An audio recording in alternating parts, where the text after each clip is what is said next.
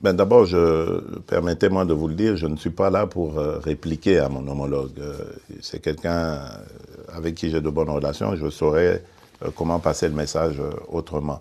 Euh, Ensuite, je dirais que le rapport mapping, c'est quelque chose qui a été fait par des experts de l'ONU. Ce n'est pas les Congolais qui l'ont fait, ce ne sont pas les Congolais qui accusent, ce sont des gens objectifs qui ont fait ce rapport. Et ensuite, je dirais aussi que euh, justice doit être faite pour toutes les victimes, toutes euh,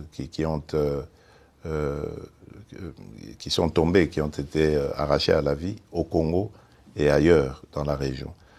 Et donc, pour moi, ce serait plutôt une attitude positive que le président Kagame aurait de collaborer à cela.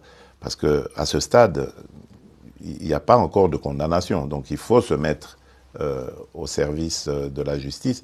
Et si ces gens qu'il défend sont innocents, la justice les innocentera. Quant à nous, à moi particulièrement, je tiens à ce que la paix et la sécurité reviennent dans mon pays, parce que je veux tourner cette page sombre de l'histoire de l'Afrique, qui est une honte de vivre en se regardant en chien de faïence avec ses voisins.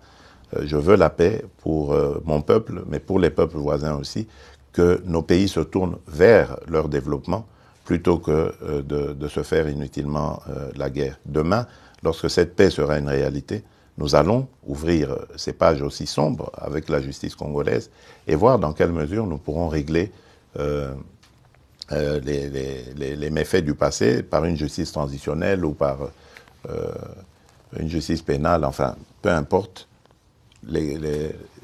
L'essentiel est de sortir de ce cycle infernal et d'aller sur le développement et les bonnes relations entre nos pays.